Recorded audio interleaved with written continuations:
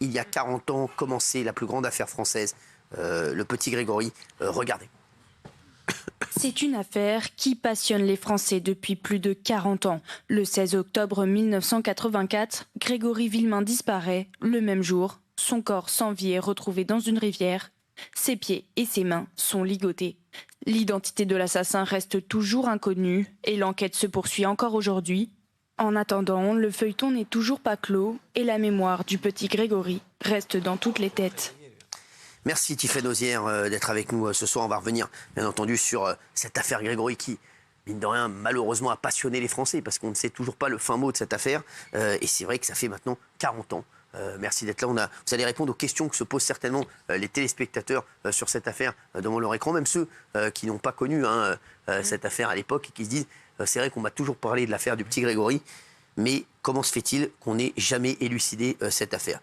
Bonsoir Tiffaine, bonsoir. Bonsoir. Alors, 5 questions. L'État, déjà, est-ce que vous voulez revenir sur l'affaire? Vous voulez réexpliquer l'affaire ou bien on le fait nous? Oui, peut-être rapidement. C'est effectivement un très triste anniversaire puisque ça fait 40 ans que ce petit garçon de 4 ans était retrouvé mort dans la Vologne et qu'aujourd'hui, il n'y a toujours pas de décision de justice qui permette d'établir ce qui s'est réellement passé, c'est-à-dire ce qui s'est passé dans les dernières heures de vie de cet enfant et qui est le ou les coupables qui sont responsables dans cette affaire. On a tout entendu sur cette affaire. Donc, première question, l'État peut-il être responsable des dysfonctionnements de la justice? Est-ce que la famille peut se retourner contre l'État pour dire voilà, on n'a jamais élucidé le meurtre de mon fils?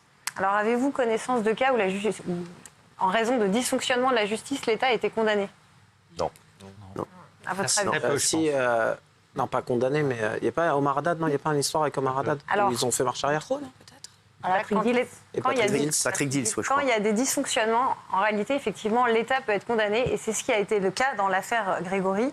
À de nombreuses reprises, il y a eu des condamnations pour différentes personnes, à la fois des personnes qui ont été mises en cause dans cette affaire. Je pense par exemple à Muriel Boll, qui avait été entendue quand elle était mineure, qui a eu des dommages et intérêts du fait des dysfonctionnements et des erreurs qui ont pu être commises dans le cadre de la procédure.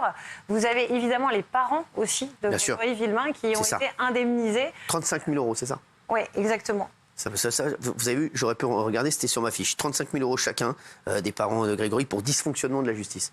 Oui, alors vous avez eux qui ont été indemnisés, vous avez aussi la femme de Bernard Laroche et les enfants qui ont été indemnisés, puisque vous le savez, Jean-Marie Villemain, le père de Grégory, a tué Bernard Laroche, qu'il soupçonnait d'être le coupable. Et l'État a été jugé responsable, puisqu'il y avait des menaces qui avaient été proférées. Et on a considéré que l'État n'avait pas pris en compte ces menaces et n'avait pas assuré la protection, ce qui avait abouti à ce meurtre. Et c'est arrivé dans d'autres affaires. Je pense à cette femme qui avait déposé 7 plaintes contre son ex-compagnon et qui a été brûlée à l'acide. De la même manière, l'État a été condamné en disant vous n'avez pas tenu compte des menaces qui avaient été mises. Ça, c'est une info vraiment, vous voyez, qu'on n'avait pas. En quoi l'affaire Grégory a fait évoluer la justice? Alors, est-ce que vous savez le nombre de dysfonctionnements qu'il y a eu dans cette triste affaire?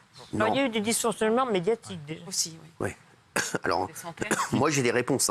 Donc, moi, je ne peux pas répondre. Mais vous... Depuis le départ, entre les enquêteurs, police, gendarmes, enfin, rien n'a été depuis le départ. Le juge, rien. Plusieurs centaines, oui. Alors, vous avez pointé effectivement un certain nombre de problèmes. Alors, quand vous dites depuis le départ, déjà, c'est la scène de crime. Effectivement, ça, c'est quelque chose qui a énormément évolué. On parle maintenant du gel des scènes de crime.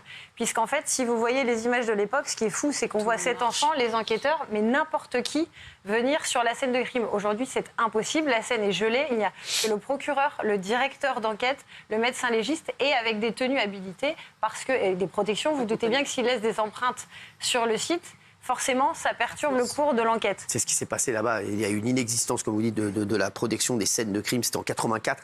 Et forcément, ça... Mais là, c'était spécial, parce qu'on l'a retrouvé dans l'eau. Et quand on le voyait, on ne savait pas s'il était encore vivant ou mort. Donc, il fallait bien aller le voir pour le retourner. Voir, il était pieds et poings liés, malheureusement, le petit Grégory. Mais on ne savait pas s'il était mort ou pas au moment quand il était là. Donc, tout le monde a été obligé de piétiner la scène, en fait.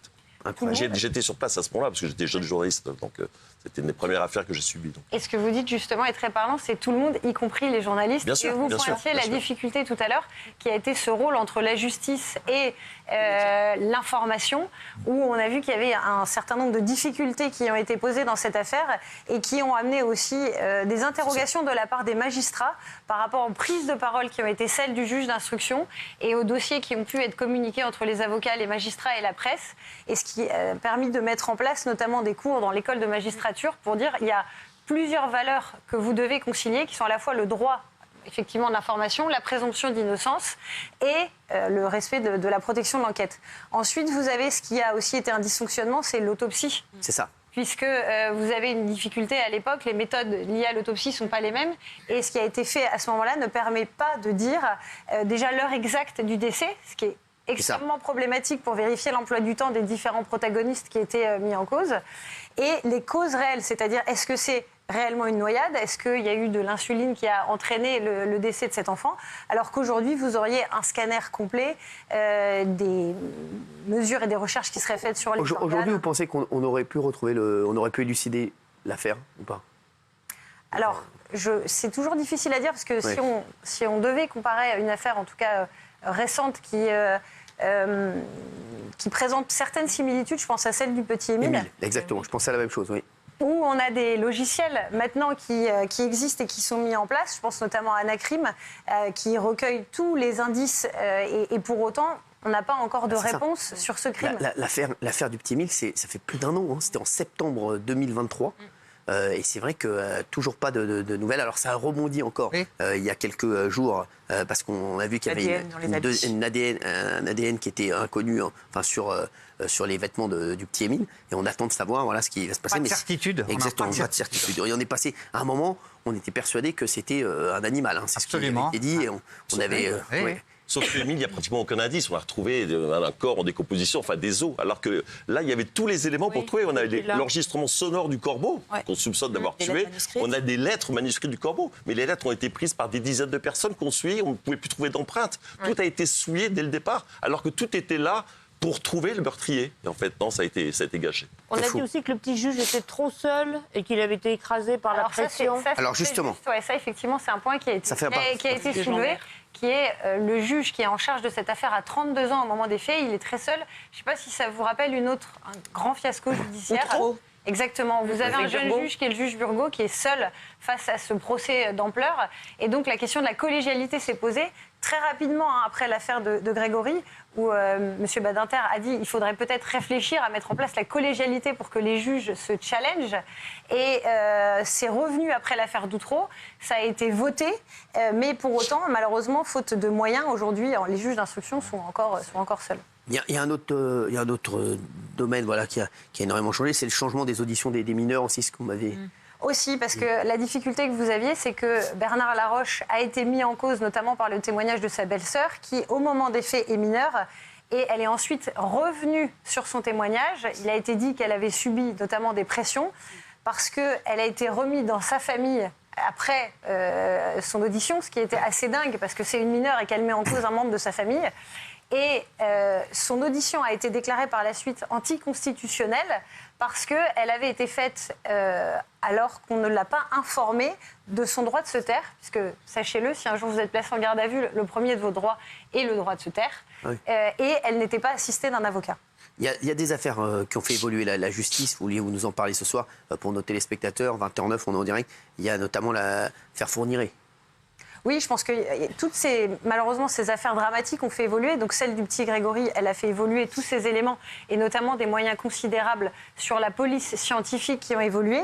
Sur l'affaire Fourniret que vous avez eue, il y a eu la loi Perben qui est passée après en 2004 pour mettre en place le fichier des délinquants sexuels, fichier qui permet, je le rappelle, quand un délinquant est condamné, qu'on garde ses empreintes, ce qui permet de pouvoir plus facilement l'identifier par la suite. Il y a d'autres affaires, vous avez dit l'affaire Trémaux et Caillez. Ils avaient été arrêtés coup sur coup pour avoir violé des jeunes femmes.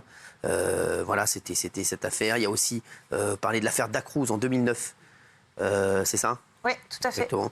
Voilà, et souvent, ces affaires visent des personnes qui ont été jugées pour des crimes sexuels et on a renforcé, alors vous avez soit la loi sur la récidive, puisqu'en fait ce que ça montre, c'est des personnes qui ont été condamnées et qui ont récidivé. Donc vous avez des mesures sur la récidive qui ont été mises en place. Vous avez des mesures introduisant la dangerosité, qui est de dire au moment de la levée d'écrou, avant de laisser sortir quelqu'un, monsieur le juge d'application des peines, vous devez vous assurer qu'il ne présente plus une dangerosité. À défaut, la personne peut être encore retenue en sûreté. Et le dernier point aussi, sur ces dernières affaires, sur les viols, c'était si jamais la personne passe à l'acte, eh bien, dans son suivi socio-judiciaire, si elle ne prend pas le traitement, par exemple, qu'elle était censée prendre, eh bien, elle peut retourner en prison. Très bien. Merci. Merci beaucoup, Tiffaine Ozière, d'avoir été avec nous. Soit vous avez des questions ou bien c'est bon, oui? Oui, j'ai entendu ce matin à la radio, sur Europe 1, Pascal Praud dire Bravo, on ne sait pas qui a tué le petit Grégory, mais en fait, on le sait parce qu'il y a des suspicions, de forts doutes, voire des certitudes, mais on ne peut pas le dire à cause d'un flou juridique. Qu'est-ce que ça veut dire, en fait? Je pense que ce que vous dites, c'est le drame absolu dans cette affaire, parce qu'on ne sait pas, mais on pense qu'on sait, ou on croit qu'on sait, ou certains savent et ne disent pas. Et c'est toute la difficulté, c'est que quand la justice n'est pas rendue, eh ben, elle laisse sa place à la vengeance. On l'a vu, il y a eu un meurtre qui a été commis, à la calomnie, à la rumeur. Et on a eu la même chose avec Outreau, sur les suites de l'affaire Outreau, sur ces rumeurs qui ont continué, etc., à se propager. Et là, en tout cas, judiciairement parlant, c'est impossible de dire qui a tué, malheureusement, ce petit Grégory. Et j'espère qu'un jour, justice lui sera rendue, à lui et à ses parents. Merci, Tiffaine Ozière, d'avoir été avec nous sur C8. Vous reviendrez la semaine prochaine pour une autre affaire. Merci beaucoup.